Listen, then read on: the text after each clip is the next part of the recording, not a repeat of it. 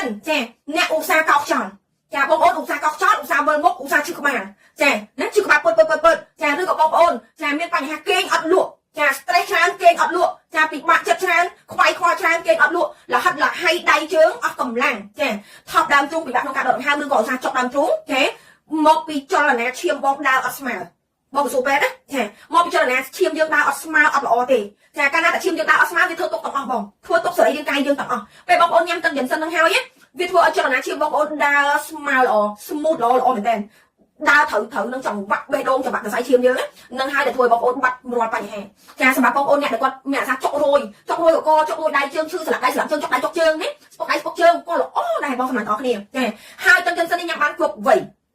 ចាប់ពី10ឆ្នាំឡើង10ឆ្នាំឡើងបងប្អូនគួរតែទិញឲ្យកូនញ៉ាំព្រោះអីវ័យកូនយើងកំពុងតែលូតកម្ពស់វ័យកូនកំពុងតែរៀនច្រើនចាធ្វើឲ្យកូនយើងកាន់តែឆ្លាតធ្វើឲ្យកូនយើងគេងស្ងប់លក់បានល្អហើយជួយរុញកម្ពស់កូនយើងឲ្យលូតកម្ពស់ធំធាត់ល្អនេះសម្រាប់ក្មេងណាបងចាសម្រាប់វ័យយើងចាវ័យយើងហត់នឿយច្រើនឈឺច្រើនខំប្រឹងរលួយច្រើនរលួយទាំងឈឺទាំងជាអញ្ចឹងយើងត្រូវតែមានទឹកយិនសិនបំពន់សុខភាពយើងឲ្យល្អមួយឆ្នាំទល់មួយឆ្នាំកុំឲ្យយើងឈឺចាឲ្យយើងសុខភាពល្អដើម្បីទៅរលួយចិញ្ចឹមកូនបន្តទៀតមែនទេចាសម្រាប់ចាស់លោកតាលោកយាយចាលោកតាលោកយាយអ្នកដែលគាត់ទ្រុឌទ្រោមអស់កម្លាំងចាលហិតលហៃចាគេងទៅលើខែណាបងនេះគេងទៅលើខែ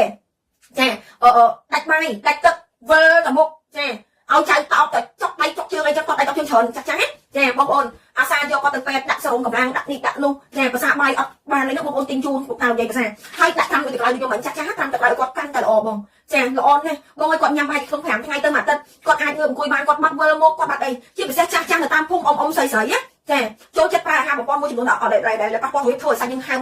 ចាឬក៏ប្រើថ្នាំពេទ្យច្រើនធ្វើយើងហើមសាច់ឬក៏អ៊ំគាត់មានជំងឺច្រើនអត់ទៅពេទ្យចាធ្វើយើងហើមសាច់សាច់លឿងប្រូកចាស់ខ្ញុំឃើញច្រើនណាស់នៅតាមបណ្ដាភូមិបងអូនទិញទឹកយិនសិនឲ្យប៉ាម៉ាក់ញ៉ាំខ្លួនឯងផងណាចាមិនមែនញ៉ាំតែប៉ាម៉ាក់ទេសម្រាប់អ្នកកូនខ្ចីហើយល្អណាស់បងសំណាញ់អើយព្រោះអីជាមើមយិនសិនអូសតបុរាណសំចេញពីមើមយិនសិន6ឆ្នាំទឹកឃ្មុំចាមើមឈើឬឈើសម្បកឈើគ្រាប់ឈើផ្លែឈើរបស់កូរ៉េមកជាមួយទឹកឃ្មុំទៀតល្អមែនតើសម្រាប់អ្នកកូនខ្ចីហើយគឺសាច់បាយសាច់ស្អាតតែម្ដងណាបងនេះ